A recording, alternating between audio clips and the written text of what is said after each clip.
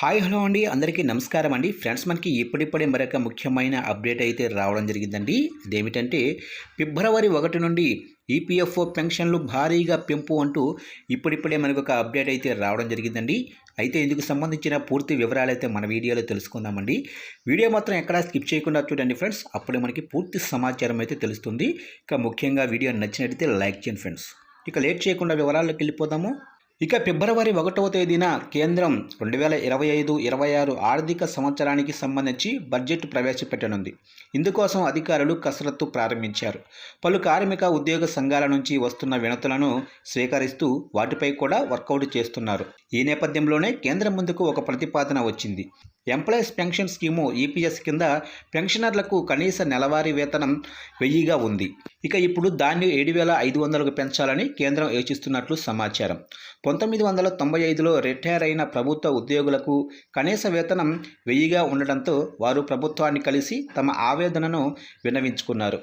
ఇక దీన్ని పెంచాల్సిందిగా విజ్ఞప్తి చేయడంతో వారి విజ్ఞప్తిని కేంద్రం పరిశీలిస్తుంది. ఇది అమల్లోకి వస్తే ప్రైవేటు రంగంలో పనిచేస్తున్న ఉద్యోగులకు కూడా లబ్ధి చేకూరే అవకాశాలున్నాయి. ఇక పెన్షనర్ల బృందం కేంద్ర ఆర్థిక శాఖ మంత్రి నిర్మలా సీతారామన్ కలిసి ఈ మేరకు విజ్ఞప్తి చేశారు. బడ్జెట్ ప్రవేశపెట్టనున్న నేపథ్యంలో వారు మంత్రిని కలిసి తమ పెన్షన్ పెంపుపై ఆలోచించాలని కోరారు. డిఏ పెంపు, తమకు తమ కుటుంబ సభ్యులకు ఉచిత వైద్యంతో పాటు ఈ పెన్షన్ పెంపుపై కూడా పునరాలోచన చేయాలని కోరారు. ఇదిలా ఉంటే వివిధ పెన్షన్ వర్గాల్లో ఏకాభిప్రాయం కుదరటం లేదు. ఈపీఎస్ 95 పెన్షన్దారులు పెన్షన్ 7500కు పెంచాలని చాలా కాలంగా డిమాండ్ చేస్తుండగా, ఇక ట్రేడ్ యూనియన్లు మాత్రం వారికి నెలకు 5000 ఇవ్వాలని కోరుతుంది. ఇక ట్రేడ్ యూనియన్ల వాదన తీవ్ర విమర్శలకు దారితీస్తుంది. ప్రస్తుతం పెరుగుతున్న ధరలతో 5000 బతకటానికి సరిపోదని పెన్షనర్లు ఆవేదన వ్యక్తం చేస్తున్నారు. ఇక కనీస పెన్షన్ 1000గా నిర్ణయించాలని ప్రభుత్వం 2014లో ప్రకటించినప్పటికీ 36.60 లక్షల మంది పెన్షన్దారులు ఇప్పటికే ఈ మొత్తం కంటే తక్కువగానే అందుకుంటున్నారని కమిటీ ప్రస్తుత వ్యవస్థలోనే వ్యత్యాసాలను ఎత్తి చూపింది.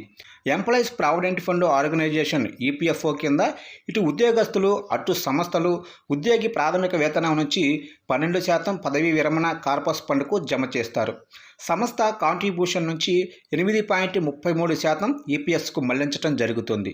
మిగతా 3.67% ఉద్యోగుల ప్రావిడెంట్ ఫండ్ ఈపీఎఫ్కి కేటాయిస్తారు. ఇక పదవీ విరమణ తర్వాత తగినన్ని ప్రయోజనాలను అందించడానికి ప్రస్తుత కేటాయింపు వ్యవస్థకు సమగ్ర సమీక్ష అవసరమని పెన్షనర్లు వాదిస్తున్నారు. పెన్షన్దారుల డిమాండ్లను సమీక్షిస్తామని ఆర్థిక మంత్రి నిర్మలా సీతారామన్ హామీ ఇవ్వడంతో లక్షలాది మంది రిటైర్ అయిన వారిలో మళ్లీ ఆశలు చిగురించాయి. ప్రతిపాదిత పెంపు 7500 అమలైతే దేశంలోనే వృద్ధ కార్మికులకు ఆర్థిక గౌరవం కల్పించడంలో కొత్త అధ్యయనానికి శ్రీకారం చుట్టినట్లు అవుతుంది. నిర్మలమ్మ ఫిబ్రవరి 1వ తేదీన ప్రవేశపెట్టబోయే కేంద్ర బడ్జెట్లో ఈ సంస్కరణకు చోటు ఉంటుందని పెన్షనర్లు ఆశతో ఎదురుచూస్తున్నారు.